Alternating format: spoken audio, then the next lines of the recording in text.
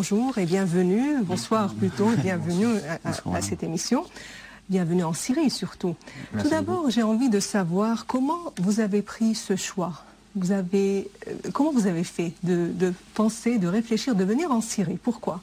Alors vous commencez, Bertrand. Oui. En fait, ça nous a paru assez logique, tout simplement, puisque nous sentons assez proches de la population qui souffre. Noël, c'est une fête assez de la paix, et on avait vraiment envie pour cette année d'aider la population, et la population, on a l'impression que la population aujourd'hui dans le monde qui souffre le plus, c'est la population syrienne. Voilà, donc ça nous paraissait logique de venir ici pour aider. Oui. Alors, pour aider une population, pour venir jusque-là, jusqu'ici, c'est sûr que vous avez entendu beaucoup de choses, vous avez vu peut-être beaucoup de choses, vous avez compris qu'il y a une certaine injustice peut-être, ou quelque chose qui ne va pas dans ce pays. Qu'est-ce que vous avez pu savoir juste avant de venir? Qu'est-ce que vous avez vu? Comment vous êtes venu? Avec quel esprit? Écoutez, moi pour répondre déjà à votre première question, je suis venu un peu sur, on va dire sur un coup de tête. Je suis venu par un ami d'ailleurs, par Bertrand, qui m'a proposé quelques jours avant d'organiser ce voyage. J'avais prévu de partir, de rester à Paris et dans ma famille pour participer à la fête de Noël. Et il m'a paru essentiel et plus important de venir partager ce Noël avec la population syrienne. Connaissance du conflit, oui, évidemment, connaissance un peu parcellaire, assez incomplète, je veux dire, parce que connaissance essentiellement à travers les médias français ou internationaux qui rendent compte d'un conflit, d'une guerre interne, mais que j'avais envie de connaître plus, de voir réellement ce qui s'y passait. Et d'une certaine manière de venir supporter, de venir aider par ma présence ou réconforter en ce moment de Noël la population syrienne et leur faire part finalement de toute notre amitié. Donc vous êtes une grande délégation assez nombreuse, vous êtes je ne sais pas combien de personnes pour le moment. Entre 15 et 20. Entre une petite 15 et 20, vingtaine. Une vingtaine de personnes, oui, vous êtes assez demain. nombreux. Comment vous êtes fait passer le message? Comment vous avez passé le message entre vous? Est-ce que vous vous connaissiez? Est-ce que vous aviez déjà des activités ensemble, vous, les 15, les 20 personnes? C'est plutôt un projet qui a unifié les personnes. Oui. On connaissait quelques personnes du groupe, mais pas la totalité. Et du coup, c'est en se fédérant autour de ce projet qu'on a pu se rencontrer et puis faire quelque chose. Oui. Et vous êtes communiqué, vous avez fait des communications sur Internet, comment ça a été fait? Là, beaucoup de membres du groupe sont parisiens, donc déjà c'est évidemment le fait de vivre dans la même ville aide énormément. Je pense évidemment les moyens modernes de communication nous ont beaucoup aidés pour organiser ce projet. Il y a des sites internet qui ont été créés, une certaine communication qui a été faite autour de ce projet, déjà parce que nous sommes venus pour apporter ce soutien, et ce soutien passe à travers des cadeaux pour les enfants à Noël. Évidemment, Noël est une fête, et les chrétiens ou l'ensemble des personnes qui participent, qui fêtent Noël ont l'habitude de s'échanger des cadeaux, et donc nous avons voulu associer à notre démarche la population française en les incitant également à donner ce qu'ils peuvent avoir en trop, en surplus, et afin de pouvoir donner une part de cet amour et de cette reconnaissance au peuple syrien. Oui. À quel point les médias français ont une influence sur les Français en général et sur vous peut-être en particulier, parce que vous êtes ici, je ne sais pas ce que les médias dans votre pays diffusent tous les jours, on connaît presque bien, mais à quel point ça a une influence, un impact sur vous? Je pense que, je ne sais pas si c'est les médias français, je pense que tout média évidemment a une ligne éditoriale et donc donne une certaine lecture de l'actualité, de la réalité. Ce qui est dommage, c'est lorsque un média vient nier ou cacher la réalité. Et donc parfois il est nécessaire de venir se confronter à cette réalité pour pouvoir l'apprécier d'une meilleure manière. Et c'est ce que nous avons voulu faire, venir dans cette superbe ville de Damas, que personnellement très peu d'entre nous connaissions auparavant, et de venir l'admirer, de venir voir comment le peuple syrien vit cette période difficile de son histoire. Et comment vous êtes confronté à la réalité après ce que vous avez entendu dans les médias là-bas? Vous êtes ici maintenant, je ne sais pas si la ville vous plaît maintenant, il fallait voir la ville il y a 3 ans peut-être, mais comment vous êtes confronté à la réalité? On a été mis dans le bain, si j'ose dire, assez vite, puisque les gens connaissent bien la France. Ici, on rencontre beaucoup de gens qui parlent français et qui aimeraient bien venir en France et qui donc du coup sont très accueillants avec nous. Et les gens viennent nous parler, nous dire que voilà, ils aimeraient bien surtout que la paix arrive, que la guerre s'arrête. On voit bien que la priorité des Syriens aujourd'hui, c'est de travailler, c'est de fonctionner, c'est d'aller à l'école, c'est de faire des choses finalement comme tout le monde. Donc c'est pas un peuple qui souhaite la guerre, c'est un peuple qui souhaite vraiment vivre ensemble. On a rencontré les différentes communautés religieuses et ce qui m'a frappé le plus en Syrie, c'est que les différentes communautés religieuses s'entendent bien, communiquent beaucoup entre elles. Il y a une sorte de respect réciproque. Voilà, s'il fallait résumer la Syrie, je dirais, il y a un respect des autres et des gens. Voilà. Et donc ça, c'est ce qui nous a marqué ou frappé le plus. Ce qu'il n'y a pas forcément en France, où les religions souvent s'entrechoquent, on ne sait pas comment gérer les problèmes religieux, tout devient très compliqué, alors qu'ici finalement les choses sont simples, chacun respecte l'autre pour ce qu'il est. Alors à votre avis, pourquoi il y a eu cette, disons, ce chaos, ces terroristes qui sont entrés, qui se sont infiltrés dans le pays, dans certaines régions, et qui amènent avec eux tout cet esprit de destruction, l'esprit de tuer, je sais pas, ces choses qui sont très horribles, disons. Qui est derrière à votre avis, derrière tout ce grand massacre, disons, si c'est un massacre? Moi, je ne peux pas vous dire qui est derrière tout cela. Ce que je peux vous dire, c'est qu'effectivement... C'est pas une ligne politique. Oui, non, ce que je peux vous dire, c'est qu'effectivement, ça pose une question, on va dire, existentielle, une question qui touche tout un chacun durant sa vie, la question du mal. Pourquoi le mal? Le mal, voilà. Comment le mal peut-il advenir? Pourquoi est-il permis? Et je pense que c'est une question qui se pose à tous et qu'il est très difficile d'y répondre. Je pense que par contre, chacun d'entre nous doit vivre et s'affronter à cela. Et quoi qu'il en soit, dans la situation actuelle, évidemment, je pense que des actes terroristes doivent être condamnés, doivent être combattus, ou qu'ils soient commis. Et de manière relativement sévère, oui, c'est évident. Voilà. Qu'est-ce que vous pensez à propos de la réaction, ou disons plutôt de l'attitude et la position de la classe politique française vis-à-vis de la Syrie? C'est très compliqué. On a même nous du mal à comprendre, puisque la majorité de la population française est contre cette intervention. Quand on fait des sondages, on a 70% ou 80% de la population qui ne souhaitait pas l'entrée en guerre. Un petit peu, et on s'attendait un peu à une réaction un peu comme en Angleterre, où le Premier ministre anglais voulait intervenir et finalement il a reculé quand il a sondé l'opinion publique. Nous-mêmes, on a du mal à comprendre ce positionnement-là, puisque en France, quand il y a eu la guerre en Irak, nous n'avions pas participé, nous n'avions pas voulu intervenir. Donc on s'attendait plutôt à une réaction similaire. Donc c'est un peu de l'incompréhension.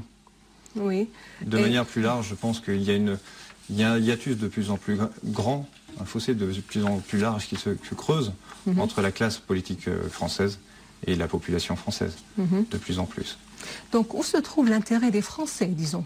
Pas la classe politique, mais des Français. Est-ce que c'est d'aller plus loin dans ce genre de guerre, ou disons dans toute la région, pas seulement en Syrie? On va voir la Libye aussi, on peut prendre toute une série d'événements qui se sont déroulés au cours des 2 ou 3 dernières années. Où est l'intérêt d'un Français dans tout ce qui se passe? De manière générale, je pense que nous vivons dans un monde qui a vocation à être multipolaire et non pas unipolaire. C'est-à-dire qu'il n'y a pas vocation à ce qu'un État gouverne le monde mais il y a différents centres de pouvoir qui doivent s'équilibrer les uns les autres. Et je pense qu'au final, l'intérêt de la France est de favoriser la stabilité du Proche-Orient, dans l'intérêt des États qui constituent ce Proche-Orient ou ce Moyen-Orient, et dans le but de favoriser évidemment d'une certaine manière la paix pour les populations. Oui. Et selon la ligne, enfin la politique occidentale qui est suivie maintenant envers la région en général, il y a un grand rêve, je ne sais pas s'ils peuvent réaliser ce rêve, de changer tout la carte, disons, du Moyen-Orient, de faire un nouveau Moyen-Orient, de créer le chaos constructif pour arriver à ce qu'ils pensent. C'est quoi ce projet à votre avis? Pourquoi cette politique? En France, on parle toujours de l'Orient compliqué, c'est-à-dire que compliqué, très compliqué. C'est un monde qui est difficile à appréhender, qui est composé de multiples peuples, on va dire de strates de populations qui se sont ajoutées au travers des siècles et qui ont vécu ensemble. Moi, je ne crois pas à cette politique de la table rase. Le peuple français en a fait les frais. Nous avons fait une révolution en 1789 et je pense que ça a bouleversé la population française de très mauvaise manière. Je sais qu'un certain nombre de personnes ne partageront pas mes propos, mais je les tiens quand même. Et je ne crois pas à cette politique de la table rase pour pouvoir tout reconstruire après. Je pense qu'il faut partir de l'existant. Il faut partir de ces communautés qui existent et essayer de construire véritablement un pays qui favorise l'éclosion d'une nouvelle société plus... Parce que ça va être au détriment d'une grande civilisation qui existe déjà. Tout à fait. Et l'intérêt de la France là-dedans, c'est que la France a une relation très ancienne avec la Syrie. Une relation qui a pu être tumultueuse par le passé, mais qui est aujourd'hui apaisée et qui a pour vocation à développer des liens étroits entre nos deux nations. À quel point la voix du peuple aura son impact sur les agissements des politiciens, des hommes politiques? Parce que là, vous avez manifesté votre solidarité avec les Syriens, vous exprimez votre refus à cette politique étrangère française ou disons états-unienne ou autre. À quel point il y a un impact, la voix du peuple a son impact? Parce que vous avez dit, selon les sondages, il y a presque 80% des Français qui sont contre cette guerre. Moi, je pense que le peuple n'avait pas été forcément concerté. On n'avait pas donné énormément d'informations sur ce qui se passait en Syrie. On avait une vision assez caricaturale de la Syrie. Et maintenant que la France n'a pas pu faire son intervention, les gens commencent à prendre conscience, petit à petit, qu'en résumé, c'était pas une bonne chose de vouloir déclarer la guerre.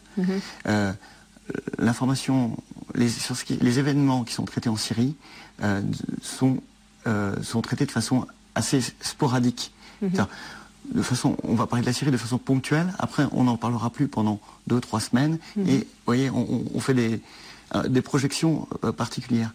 Et je crois que ce qui a ému en fait les Français, c'est ce qui s'est passé à Maaloula, quand la ville chrétienne, d'origine chrétienne, a été reprise par les rebelles. C'est là où en fait les Français ont pris conscience que la Syrie était un très vieux peuple, puisqu'on parle encore l'araméen qui est la langue du Christ. Et donc du coup, la France, qui a quand même une tradition chrétienne et catholique, s'est dit mais pourquoi va-t-on détruire cette civilisation?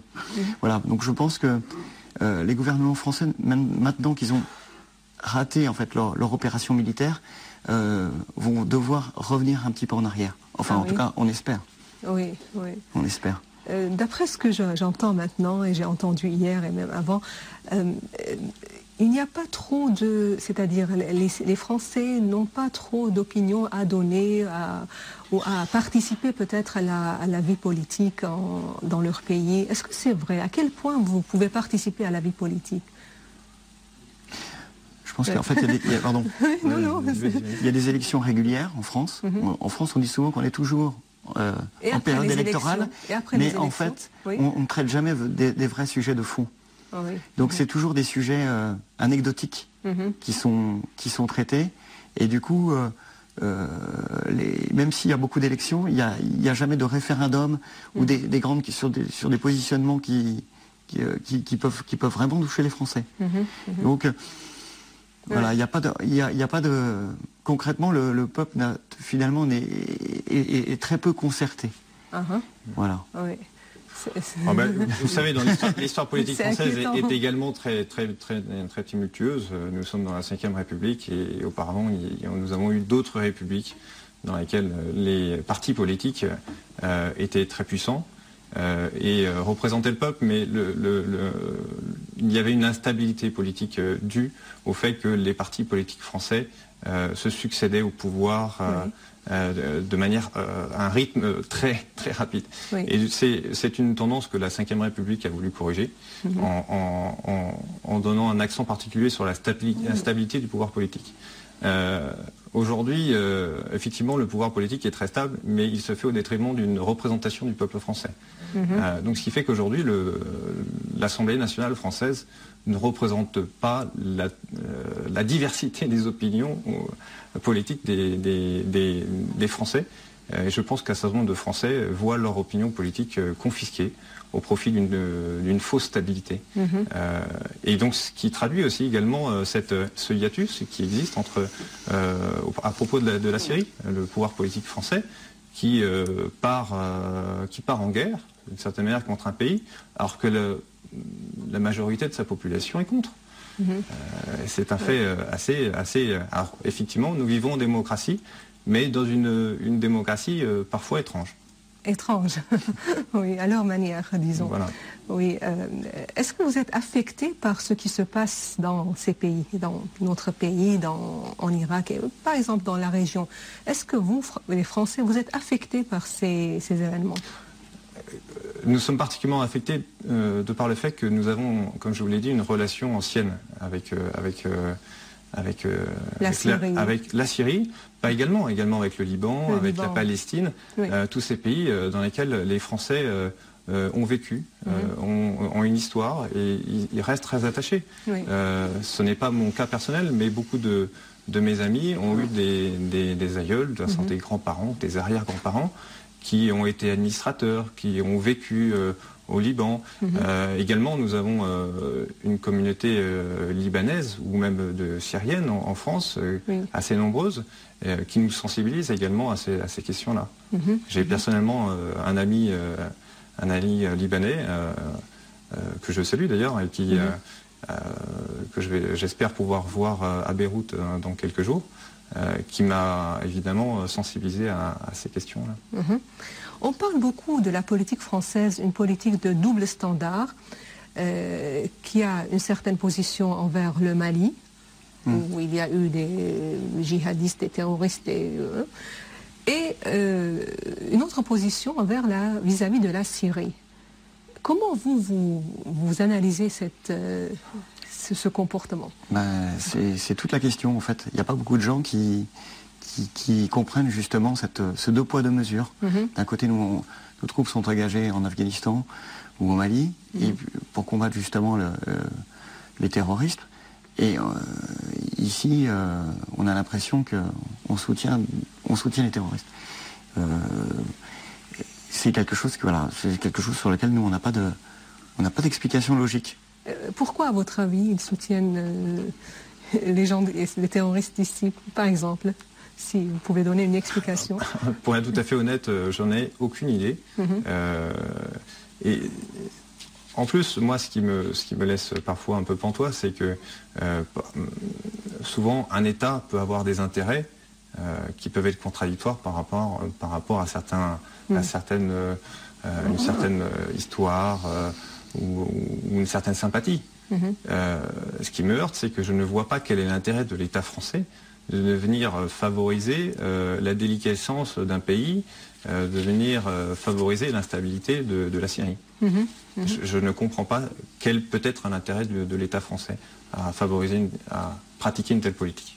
Ce qui me laisse dans l'expectative. Oui, de être la grande ligne politique des États-Unis, peut-être. C'est une soumission. Et comme je vous l'ai dit, d'une manière ou d'une autre. Comme je vous l'ai dit précédemment, je ne suis pas personnellement favorable à un monde unipolaire qui soit dominé par un État en particulier. Oui. Et donc. Alors. Vous êtes maintenant en Syrie, oui, vous êtes bien sûr les bienvenus. Parlons un peu de votre tournée, de votre visite. Vous êtes rendu auprès des enfants, dans des orphelinats, les fils et filles des martyrs. C'était hier. Qu'est-ce que vous pouvez nous raconter plus? Comment ça a été votre séjour, peut-être, Bertrand? Il y a une phrase de l'Évangile qui dit « Donnez et vous recevrez ». Oui. Et en fait, ce qui est bien ici, c'est que tous ces mots-là ont un sens. Nous, on venait pour donner finalement pas grand-chose, des vêtements, des cadeaux. C'est assez petit, assez faible. Et en contrepartie, on a reçu toute l'amitié du peuple syrien. Et c'est ce qui nous a le plus touchés. Oui. Ce qui nous a plu, c'est qu'on a collecté à Paris les dons et les cadeaux qui venaient principalement pas d'organismes ni d'associations, mais plutôt des particuliers. Voilà. Et là, on a pu, depuis quelques jours, remettre tous ces cadeaux donc, aux différentes institutions, à ceux qui en avaient le besoin, principalement les enfants, les orphelinats, comme vous l'avez dit, les écoles. Voilà. Et pour nous, tout ça, je dirais que c'est... grâce à ça, on a vraiment pu avoir l'impression qu'on avait réussi notre mission. Voilà. On avait très peur, et les gens nous disaient, quand on a récupéré les dons, peut-être que ça n'arrivera pas, peut-être qu'il y aura des problèmes. Voilà. Vous avez vu comment ça a été, les enfants ont pris ça? Est-ce que vous avez assisté à... Nous avons été submergés par une marée de sourires, de regards amicaux, de visages enthousiastes. Donc évidemment, pour nous, ça a été une grande joie. Maintenant, reste pour nous un grand regret, celui de venir et de repartir parfois trop rapidement et de ne pas pouvoir être plus au contact parfois avec la population syrienne, de devoir se cantonner à Damas et de ne pas pouvoir aller ailleurs en Syrie. Oui. Et en tout cas, à Damas, vous avez fait des petites tournées peut-être dans l'ancienne ville, dans les anciens quartiers de Damas. Ça va être prévu pour cette semaine. Oui. La priorité là, c'était vraiment de donner les jouets et les colis. Oui. Et c'est aussi, c'était pour Noël. Pour Noël, c'était notre préoccupation principale. Et quand on donne, on est content. On est, je pense, je suppose, oui. Vous voyez, nous, c'est ce qu'on retiendrons. C'est ce que nous allons retenir de vraiment principal. C'est pas tellement la politique en française ou ce qui aurait dû être fait, mais c'est plus le sourire des enfants et le fait qu'ils soient vraiment heureux. Voilà, pour nous, c'est du concret. On parle souvent de la paix, de la façon de faire la paix, de créer des réunions internationales. C'est très beau tout ça, mais si on veut faire la paix vraiment concrètement, finalement, c'est en venant sur place et en donnant les choses à la personne. C'est en favorisant le dialogue, l'échange. C'est ça la vraie paix. C'est pas d'organiser des grandes réunions pour savoir qui va faire quoi, comment on va se répartir les postes, qu'est-ce qu'on va faire après. Non, la paix, c'est maintenant et tout de suite. Il y a eu en France, à Paris surtout, des manifestations en faveur de la Syrie, des gens comme vous qui se sont réunis, mais qui ont quand même affronté certaines difficultés de la part peut-être des autorités, je sais pas. Pourtant, ils avaient toujours leur permis, leur autorisation de manifester pour quelques heures précises, je ne sais pas, 1-2 heures, je ne sais pas combien de temps. Ils ont affronté vraiment des difficultés. Est-ce que vous avez participé déjà à de telles activités et qu'est-ce que vous avez pu voir? La France, c'est vraiment le pays de la manifestation. Ah bon? Il y a tous les jours une manifestation. En France, vous avez des manifestations tout le temps, donc c'est quelque chose d'assez assez classique. Nous, ce qu'on a pu voir, c'est que les gens étaient vraiment contents de manifester, étaient contents de montrer au peuple syrien que ils étaient contre la guerre. Je pense que Oui. Voilà, oui, je comprends. Est-ce qu'il y a eu ces contraintes? Ces contraintes, comme l'a dit Bertrand, effectivement, le droit de manifestation est un droit qui est reconnu au peuple français et aux personnes qui vivent en France. C'est souvent, par contre, c'est un droit qui est encadré par des règles, par des mesures de sécurité qui s'imposent. Après, pour Paris, c'est le préfet de Paris qui est juge de cela. Le gouvernement français a-t-il donné des ordres pour... je ne saurais vous le dire. Moi, je peux simplement vous parler de cas personnels, d'expériences personnelles, évidemment. Et parfois, on peut participer à certaines manifestations et parfois se retrouver en but de difficultés. C'est quelque chose qui est fort possible. Oui. Oui. Qui est fort possible. Oui. Et vous continuez ça entre vous, par exemple, maintenant que vous êtes nombreux ici, peut-être vous allez poursuivre votre activité dans ce sens. Je ne sais pas sous quelle forme nous allons continuer cette activité. Ce qui est certain, c'est que nous n'entendons pas baisser les bras, nous n'entendons pas abandonner le peuple syrien. Il faudra évidemment donner un second souffle à notre action. Je pense que nous allons travailler ensemble à cela. On parle de la guerre, disons, du conflit, de la crise syrienne, comme étant un conflit plutôt entre des communautés et tout ça, des religions. Vous qui avez visité les cathédrales, les églises, même les mosquées, vous avez vu des religieux de toute confession. Comment vous avez trouvé peut-être vous avez vu cette cohabitation, comment vous avez vu ce phénomène? Avant de partir, en fait, pardon. Mais non, c'est vous, oui. Avant de partir, on a regardé une petite vidéo sur la Syrie, où vous voyez notamment à Maloula, où vous aviez un chrétien qui discutait avec un musulman, et tous les deux étaient vraiment très proches, comme des amis. Et en fait, c'est ce qu'on a vraiment retrouvé ici. Ici, vous avez une mosquée à côté d'une église, et on a l'impression que les gens pourraient aller à l'un ou à l'autre. Donc chacun est... Voilà, je pense que... L'unicité, elle se voit tout de suite. Les gens, quand on leur demande est-ce que tu es chrétien ou musulman, ils disent la première chose c'est que je suis syrien. Voilà, et c'est ça qui importe le plus. Après, voilà, il est normal de croire parce que c'est très important pour les gens, mais c'est pas quelque chose de... La religion ici n'est pas un élément déstructurant en fait. Voilà. Oui, alors votre avis aussi peut-être moi, je suis encore un néophyte de la situation en Syrie, donc je n'ai pas d'avis encore complètement établi.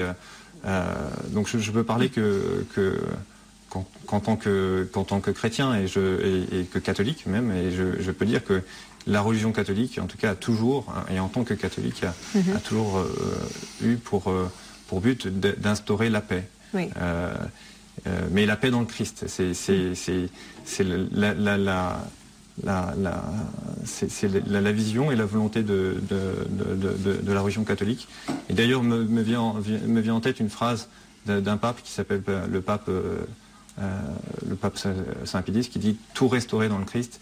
Et cela également, c'est la volonté de la religion catholique, c'est tout restaurer, tout instaurer dans le Christ. Donc c'est-à-dire tout instaurer la paix par le Christ. En tout cas, ici même, toutes les communautés, toutes disons, les religions fêtent toutes les fêtes, c'est-à-dire les fêtes musulmanes, chrétiennes et tout. Ils sont toujours ensemble, ils fêtent ça toujours ensemble. Je ne sais pas si vous avez pu remarquer ça pendant votre... c'est quelque chose qui nous a vraiment surpris. Vraiment surpris. Effectivement, on est arrivé et on a vu effectivement que Noël était partout, dans les chants, en arabe, en français également, en anglais, et de voir qu'il n'y a pas qu'effectivement les catholiques ou les chrétiens, dans un sens plus large, qui fêtent Noël, mais toute la population. Et c'est quelque chose alors qu'actuellement en France, on est confronté à un mouvement laïcisant qui est une nouvelle religion qui a pour vocation à éradiquer la religion de la sphère publique, voire même parfois de la sphère privée s'il le pouvait, et donc à éliminer tous les signes de Noël, que ce soit l'arbre de Noël, que ce soit la crèche, que ce soit le Père Noël, Même l'avant, le mot avant est modifié dans son orthographe pour gommer cette notion de Noël. Eh bien ici, Noël est fêté. Et c'est quelque chose qui m'a bouleversé, étonné, vraiment. Oui, vraiment. peut-être vous n'avez pas pu voir la décoration qui se faisait dans les rues, dans toutes les rues de Damas, surtout dans certaines régions. C'était des ornements et décorations comme on voit en France, à Paris peut-être, même un peu plus, avec plus de faste. Voilà, des choses symboliques qui représentent vraiment la fête de Noël. Tout à fait. Oui. Vous avez quelque chose à ajouter? Non. Oui. D'accord. Alors, juste comme ça pour savoir de vous, si vous aviez déjà une idée à propos de certains sites syriens. Il y a des sites, disons, touristiques, archéologiques, symboliques, religieux, comme Maaloula, qui est très antique et qui a beaucoup de signification dans le christianisme, disons, et même dans la civilisation en général, dans l'histoire de la Syrie. Est-ce que vous aviez une certaine connaissance à propos de quelques sites peut-être syriens? Alors, qui peut me donner... Alors, moi, ça va être très rapide parce que ma réponse va être très franche et pour tout vous dire, j'avais une connaissance illimitée, mais là, je me flatte encore et je vais donc dire qu'elle était nulle. Vraiment. Donc, c'est pour ça que j'ouvre les yeux, j'écarquille les yeux dès qu'on prend une voiture, on regarde et on se laisse émerveiller par... Évidemment, Damas n'est plus ce qu'elle l'était, puisque là, ça fait 3 ans qu'elle est soumise à cet horrible conflit. Mais il y a des restes magnifiques et on se dit, on est allé voir, par exemple, visiter les cathédrales. On est resté bouche bée, très intéressé. On a eu l'occasion de traverser trop rapidement les souks du centre-ville et là également on a été étonné et on n'a qu'une envie, c'est d'y retourner. La montagne qui n'est pas un site, qui est un site historique, la montagne de Beyrouth à Damas moi qui viens des Alpes, donc la partie montagneuse de France, m'a vraiment touché. Avec la lumière qui se fait jour dans les montagnes est quelque chose d'extraordinaire. Ça donne vraiment envie d'y revenir, de prendre un sac à dos et de partir en randonnée. Oui. Pour vous, c'est votre première visite? C'est ma première visite en Syrie. Oui, et vous aussi? C'est pareil, oui, tout à fait. Ah bon, c'est dommage que vous ne soyez pas venu avant. Tout à fait. On viendra après. Après, oui, si vous oui, nous invitez. Oui, bien sûr, bien sûr. Oui, vous allez venir. Alors, quel message vous voulez passer à travers notre plateau maintenant aux gens qui vous regardent, en France peut-être, dans le monde entier? Quel message vous avez envie de faire passer? Le message est essentiellement, faites-vous une idée sur place. Oui. Rendez-vous, venez en Syrie, voir ce qui se passe, prendre conscience des événements, discuter avec les gens, se faire une opinion à soi, et pas dictée par la télévision ou par les médias. Oui. Juste avant de vous permettre de dire le message que vous voulez passer, il y a eu des combattants ici, disons, des terroristes qui sont français. On sait. Il y a eu des étrangers, entre eux des Français. Qu'est-ce que vous pensez à propos de ces gens-là? Pourquoi ils sont venus ici? Qu'est-ce qui leur motive? Pourquoi ils font ça? Une fois encore, pour moi c'est un certain mystère, mais ces gens-là, oui, ils sont français, c'est indubitable, ils sont vraiment français, et à la fois j'ai du mal parfois à les considérer comme des frères, en tout cas. Des concitoyens, disons. Comme des citoyens, oui, effectivement. C'est pour moi quelque chose c'est quelque chose que je ne partage absolument pas. Et qui en plus est à l'opposé de la tradition, en tout cas de l'histoire française. Voilà. Alors, c'est pas la culture française d'aller se promener, entre guillemets, d'aller dans les pays pour se battre. Oui, ça pourrait être le cas, mais après tout dépend également quelle est la cause et les moyens employés. Aujourd'hui, Oui. C'est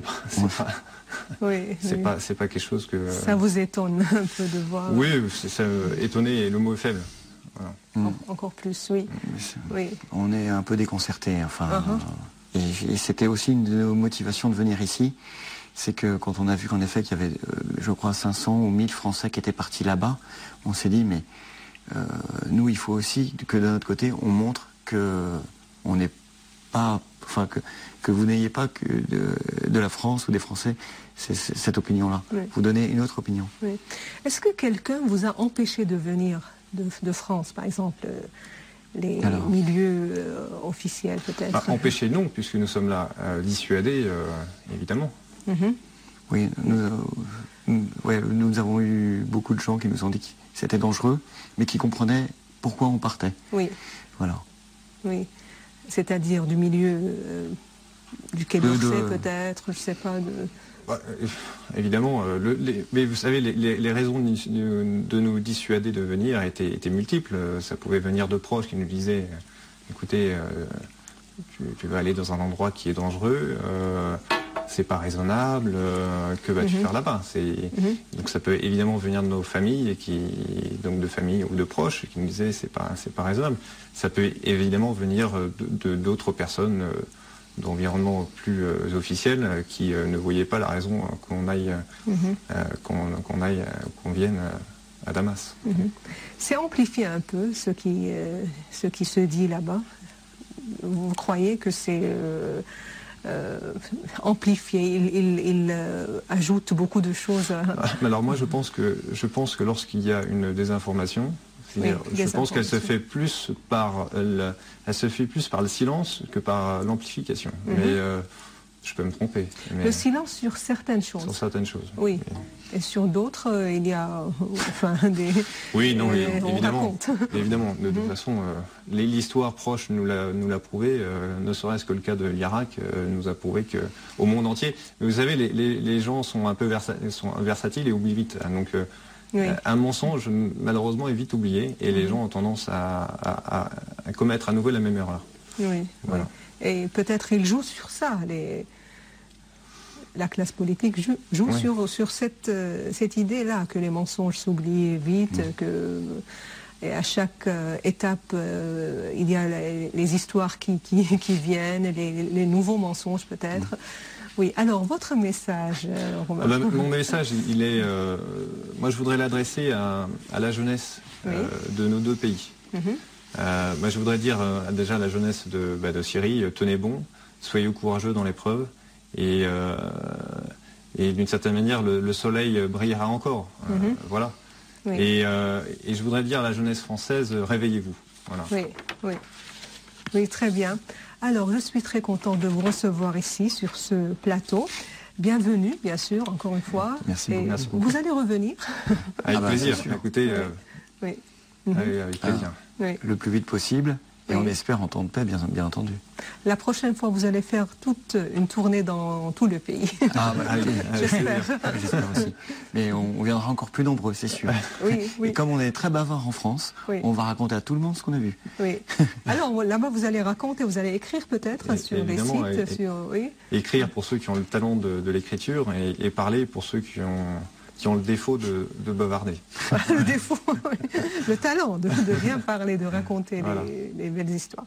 Merci beaucoup encore une fois, Romain Epitalon, je vous remercie. Merci Bertrand de Saint-Léger, je vous remercie aussi. Bienvenue encore une fois.